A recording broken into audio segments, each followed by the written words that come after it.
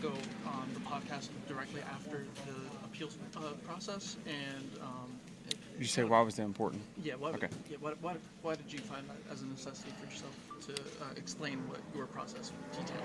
Well, just to try to show transparency, and obviously, from my standpoint, I think it's it's kind of simple to just say, well, you said this, so it obviously has to be that. But I thought I kind of laid out what my argument was, and I made it there. That way, I just could kind of shed some light on, what the process was as well. I think a lot of people, when you hear the colleague, the Hendrick and mine, like a lot of people don't know how it actually goes, and just try to give some transparency to the people that don't necessarily know. And I thought, obviously, as I stated, I thought it was a very fair process. What were you expecting? Because you did say that. Mm-hmm. I think you said it was also the first time you've gone through an appeal. So did you have maybe kind of an expectation what you thought it was going to be like going in? I thought it kind of played out similar to what I thought. I thought,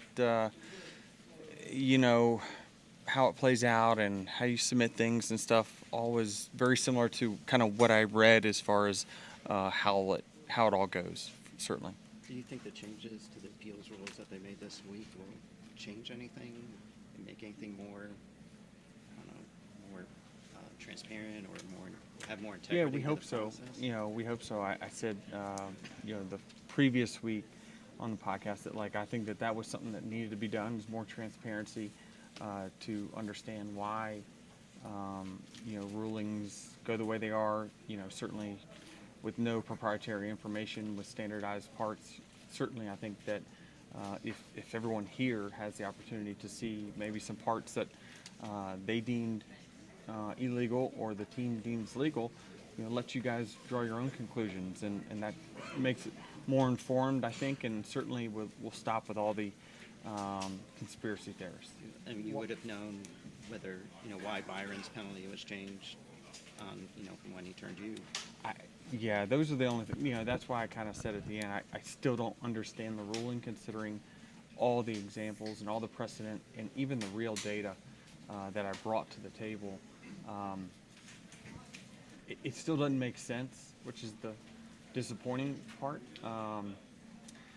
Especially NASCAR's stance on it, but refuting real data was just a tough pill to swallow. What did you think about why did you not participate in the owners' council meeting with the NASCAR? Well, we at 2311 just made our own decision to, really try to focus on the bigger issues at hand when it comes to, what we can work on collectively as an industry.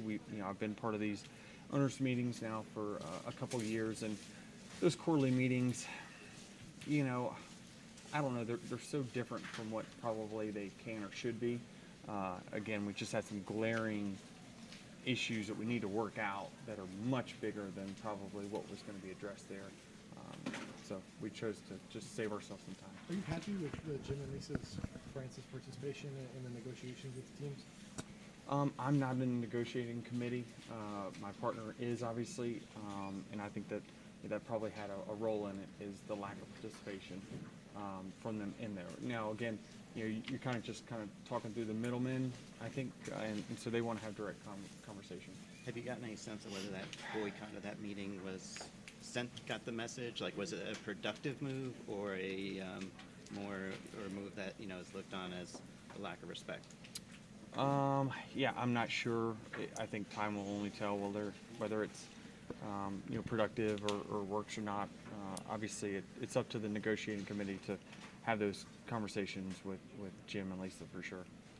Ultimately, what would 2311's bottom line look like if they told you your charters were worthless? Well, it would mean we spent a lot of meaningless money, that's for sure. And I think that while our I know that NASCAR stated our negotiating window is not open yet. That's, it's important for us to kind of understand what that is, and we're on a little tighter time schedule, I believe, than what NASCAR is, simply because our charters can run out, and we'd have a lame duck year, I think, next year if we don't have an agreement done sooner or later. So why is the concern about the lame duck year, or why? I guess you feel like you guys need to get it done this year.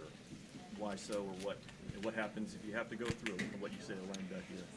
I wish I could shed light on it, Dustin, honestly, but I think that you guys kind of need to seek out Curtis Polk or Dave Alpern, Steve Newmark to kind of get a little more insight. I'm sure at this point they're probably a little more open and free to talk to you guys if you can pin them down somewhere. Does NASCAR having a heavy fist in the inspection process, as we've seen with Hendrick Colleague, does that promote parity among the garage and make it easier for the smaller teams to maintain a level playing field with JGR and Hendrick and the bigger organizations? I mean, yeah, by theory, yes. Certainly, when we came into the sport, I think that at 2311, being that we thought the staff that you were going to have to compete was going to be considerably less, considering all the standardized parts, right? So, what we deemed the issue here was if it was going to get let go with no points penalty, then certainly it does not make our business model look as promising in the future if this stuff gets let go. But NASCAR did make adjustments to try to hem that up in the future, obviously with the rules changes this week. What do you think of Hendrick getting penalized twice in 7 weeks? Do you feel like that's NASCAR? And I guess my other question is, do you feel like that's maybe NASCAR knowing that the Garage 56 issue is a touchy issue and trying to make sure that the garage feels like they're not getting advantage?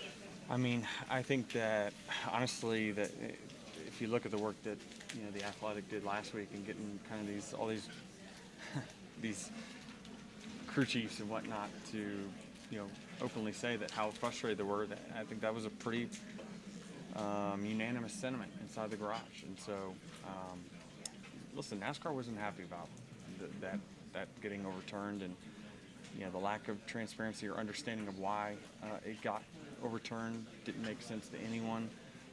So everyone was angry. There was only one team certainly that was happy about the results from last week, and so it's their sandbox, and they're gonna, if they're angry, they can scrutinize you more so than they do other cars. That's just kind of how things have worked for a long time, and I'm sure it's not going to end anytime soon. You mentioned in your argument you had a chart of, I think, 35 retaliatory incidents. Where did you find that, and how much of a keystone of your argument was that? Well, it was online, and then we did our own research, and I think it was important for my case to simply put, not only here's what has gotten penalized in the past, and where mine, interestingly enough, didn't belong on the page is because mine included no innocent bystanders, had no caution, no significant damage to the vehicles, no egregious driver inputs that showed right rear hooking. Both the cars continued. It didn't deserve to be on the page. Of 35 other incidents that did not receive any penalties, and all these 35 also included intent that was verbal acknowledgement of intent. Again, that rule was taken out, so why it even apply? What I said on Monday, how it even applied, I don't know. But that's really what they hung their case on, was just all these words, but there was just no facts brought behind it. Do you worry that the SMT data is too complicated for people who don't live with I laid it as simple as I possibly could. I walked it through. I made sure everyone understood it. It was black and white in my mind, but it was not deemed credible by the source who gives it to us. I'm still scratching my head about that part, is that this is proof. This is real proof, and they just did not deem it credible.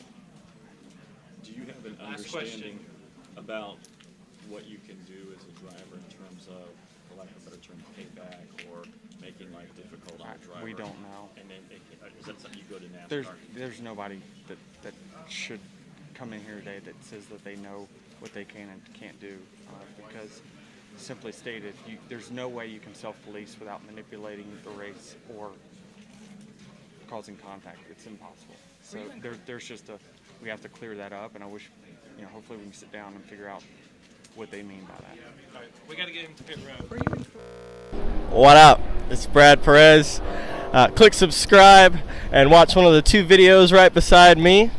Visit frontstretch.com for more racing content.